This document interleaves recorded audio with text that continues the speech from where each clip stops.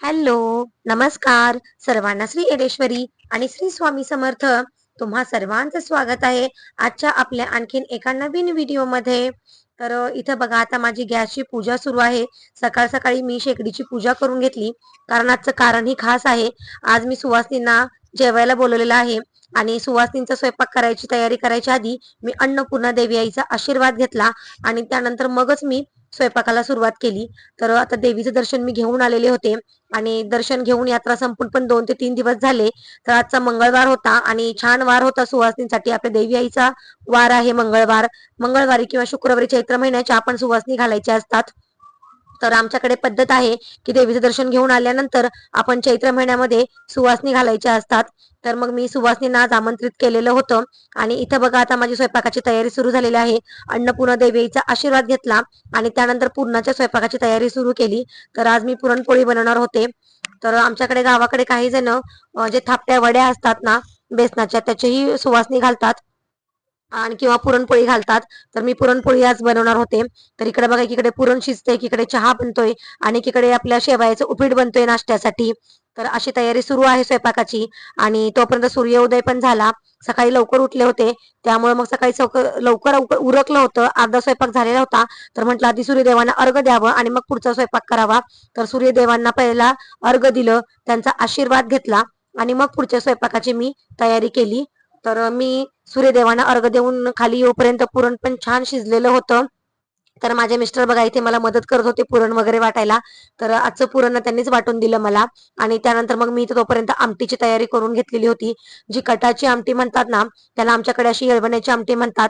तर या पातेल्यामध्ये ना जी डाळ शिजवलेलं पाणी असतं ना, आपण ते काढायचं असतं आणि त्या पाण्यापासूनच ही आमटी बनवायची असते.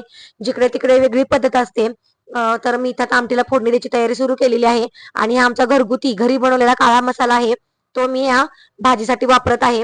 तर इतका छान सुगंध येतो ना या मसाल्याचा, इतकी छान चव येते या मसाल्यामुळे. तर खरंच खूप छान आमटी लागते. कारण असं तेल सुटेपर्यंत ना तोपर्यंत छान असा तो मसाला ना भाजून निघतो आणि त्यानंतर मग मी त्याला छान असा तडका मारला आणि असा फोडणीचा सुगंध जिकडे तिकडे असा घरभर पसरलेला होता ना, मस्त असा कढीपत्त्याचा सुगंध छान असा येत होता आणि ही आमटी थोडीशी पातळ दिसत होती. तर पहिल्यांदा मी चवीपुरतं त्यात मीठ टाकलं आणि जी डाळ शिजवलेली होती ना, त्यातली मी थोडीशी डाळ बाजूला काढून ठेवली होती. तर ती मिक्सरमध्ये थोडीशी वाटली आणि मी ती आमटीमध्ये मिक्स केली. तर त्यानंतर बघा, ही आमटी आपली किती सुंदर झालेली आहे, किती सुंदर त्याला तरी आलेली आहे, एकदम छान कलर आलेला आहे. तर आता आपली आमटी वगैरे झाली, एकीकडे भात झाला, अर्धा स्वयंपाक माझा ऑलमोस्ट झालेला होता आणि फक्त पोळ्या करायच्या होत्या.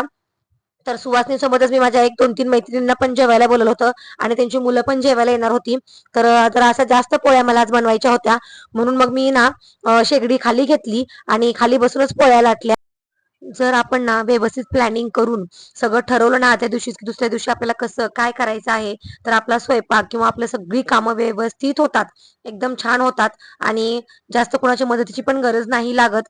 तर व्यवस्थित जर आपल्या प्लॅनिंग प्रमाणे कामं केली ना, तर आपला स्वयंपाक वगैरे टायमात होतो आणि सर्व सुवासनी वगैरे घरी यायच्या आत संपूर्ण आपलं घर पण क्लीन राहतं आणि कुणाला काहीच त्रास होत नाही आणि छान असं सगळ्यांसोबत आपल्याला गप्पा वगैरे मारता येतात.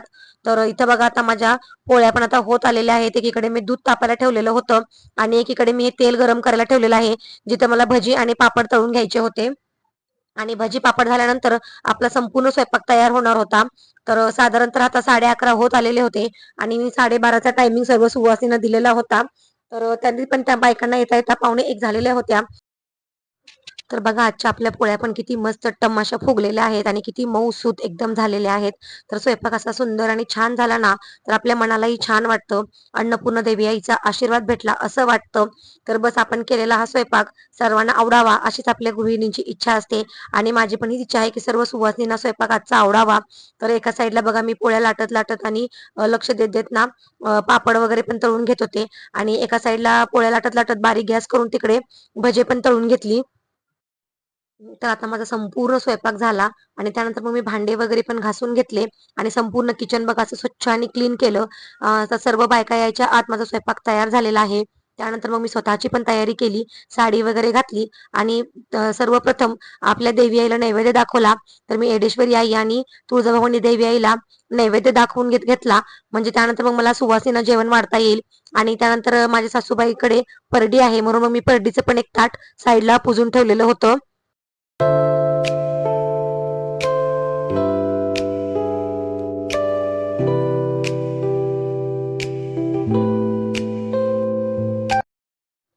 आणि आता सर्व सुवासिनी पण आलेल्या होत्या. ज्यांना ज्यांना मी आमंत्रित केलेलं होतं त्या सर्व सुवासिनी आलेल्या होत्या. आणि आता सर्वप्रथम ना मी त्यांचे पाय धुवून त्यांचं स्वागत केलं. त्यांचे पाय धुतले मी स्वच्छ आणि त्यानंतर त्यांना त्यांच्या पायांना ना हळदी कुंकू लावून त्यांचा आशीर्वाद घेतला. कारण त्या देवी स्वरूपात आपल्या घरी आलेल्या असतात आणि आपण कधीही सुवासिनी घरी आल्या ना की सर्वप्रथम त्यांचे पाय धुवायचे आणि त्यांच्या पायांना हळदी कुंकू लावून त्यांचा आशीर्वाद घ्यायचा आणि त्या देवीच्या स्वरूपात असतात म्हणून त्यांचं स्वागत करायचं असतं आपण अशा प्रकारे.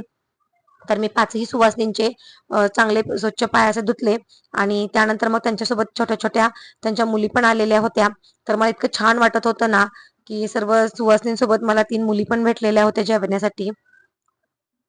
तर अशा प्रकारे आता माझं सुवासिनींचं पूजन चालू झालेलं आहे.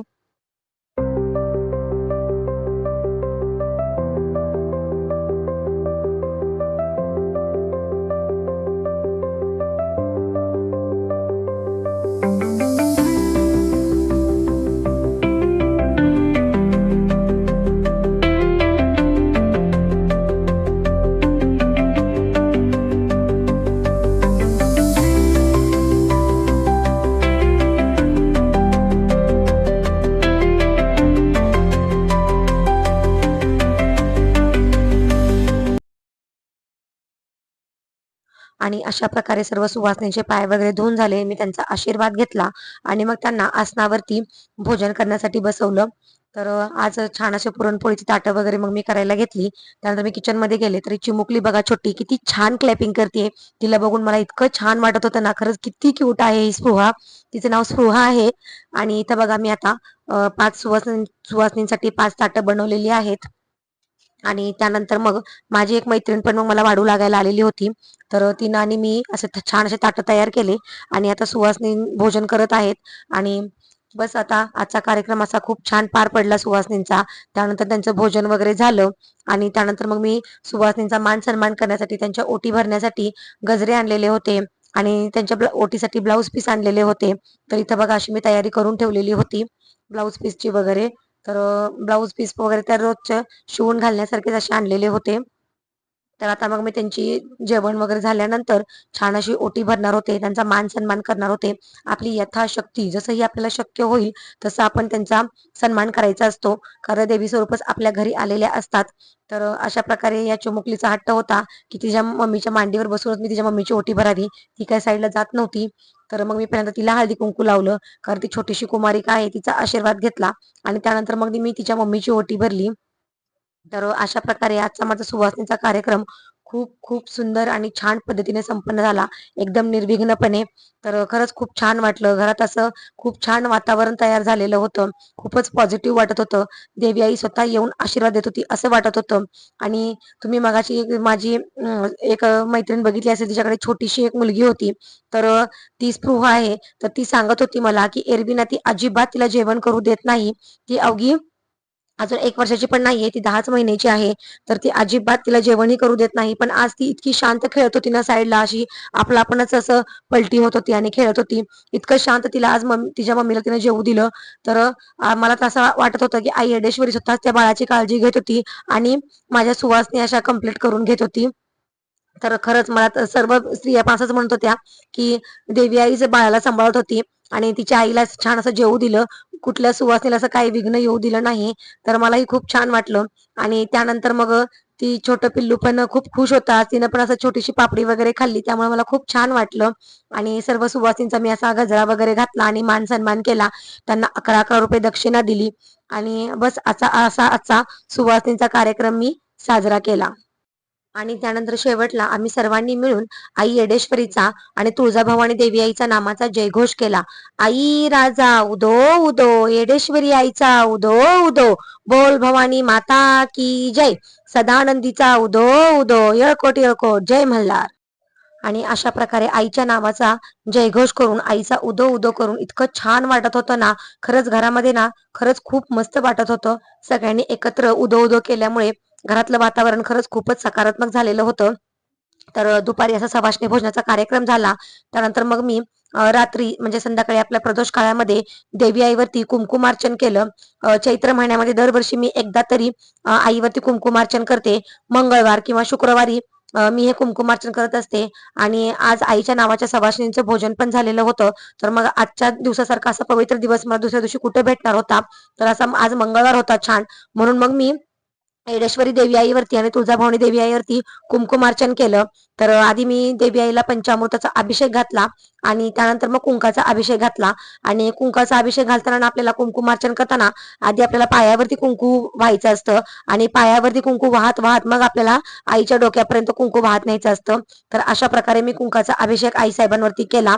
तर दोन्ही आई साहेबांवरती माझा हा असा आजचा कुंकुमार्चनचा पण सेवा खूप छान पार पाडली देवी आईने माझ्याकडून. तर खरंच आजचा दिवस सार्थकी लागला असं मला वाटलं. आणि खरंच खूपच सुंदर सेवा झाल्या.